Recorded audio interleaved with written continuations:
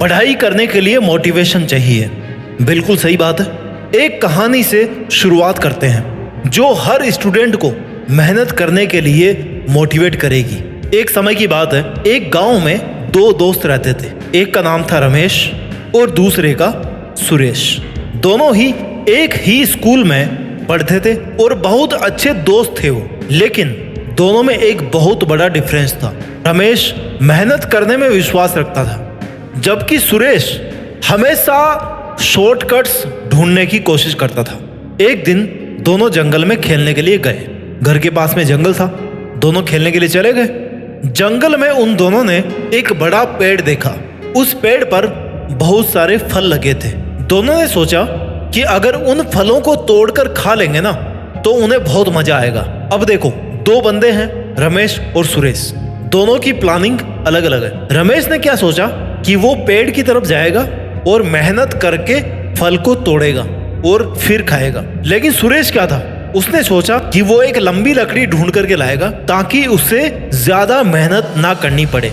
दोनों की प्लानिंग अलग थी क्योंकि दोनों अलग अलग इंसान थे। रमेश पेड़ पर चढ़ने लगा और धीरे धीरे फलों तक पहुंचा। उसने कुछ फल तोड़े और खाने लगा। उसने खाना स्टार्ट कर दिया। इसी बीच सुरेश जो था ना, जो उसका दूसरा फ्रेंड था, उसने जंगल में लकड़ी ढूंढने का प्रयास किया, लेकिन उसको कोई लकड़ी नहीं मिली। ऐसी कोई लकड़ी नहीं मिली जिसको वो फेंक करके पेड़ पे मारे और फल नीचे आके गिर जाए। अगर कोई लकड़ी मिली ना तो वो पेड़ पे लगी हुई मिली। उस लकड़ी को वो फेंक नहीं सकता। क्यों?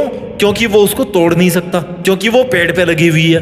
रमेश ने अपनी मेहनत से अपना फल हासिल किया और उसका स्वाद चखा, अपने फ्रूट्स को, अपने फल को एंजॉय किया। जबकि सुरेश जो था ना, जो बिना मेहनत के, बिना पेड़ पर चढ़ने के, पसीना बहाने के बजाय शॉर्टकट में बिलीव करता था, वो असफल रहा। इस कहानी से हमें यह सीखने को मिलता है कि मेहनत करने से हमें सफलता मिलती है। कहानी का कंक्लूजन बड़ा शॉर्ट है, ये कोई कहानी नहीं है, मैंने केवल आपको ये बात बताई है। इस कहानी से, अगर आप इसको कहानी कहते हो, तो इस कहानी से हमें यह सीख मिलती है कि मेहनत करने से हमें सफलता मिलती है और मेहनत करने वाले लोग हमेशा आनंद और सफलता प्राप्त करते हैं। इसलिए विद्यार्थियों को मेहनत करने के महत्व को समझकर उन्हें पढ़ाई में लगन से जुड़ने के लिए मोटिवेट करना चाहिए अपने आप को।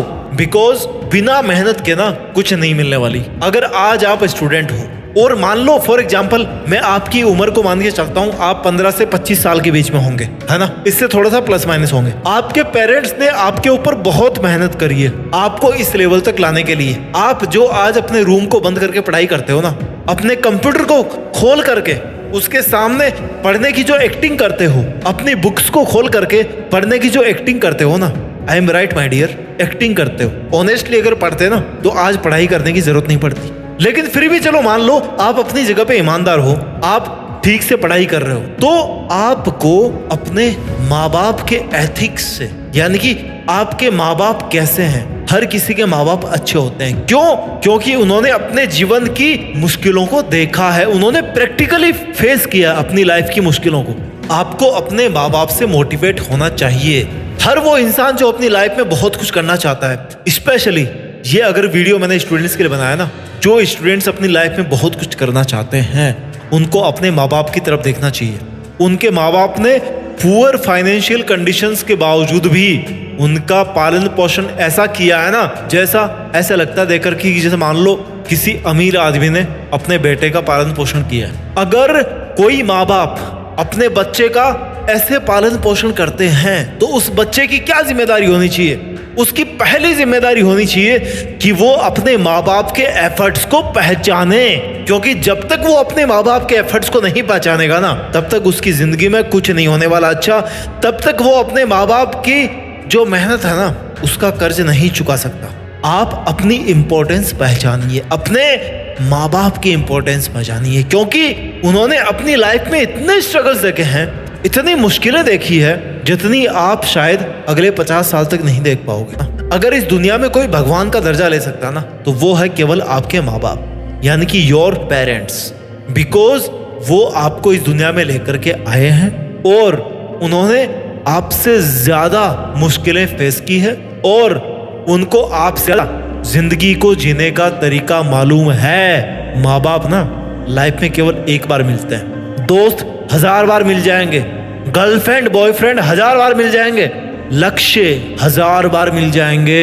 1000 लक्ष्य बना सकते हो आप अपनी लाइफ में, लेकिन माँ बाप जहां से आप पैदा हुए हो ना, उसको आप सेकंड टाइम भी क्रिएट नहीं कर सकते। वो केवल one and single only one incident है या घटना है इस ब्रह्मांड की जहां से आप पैदा हुए हो।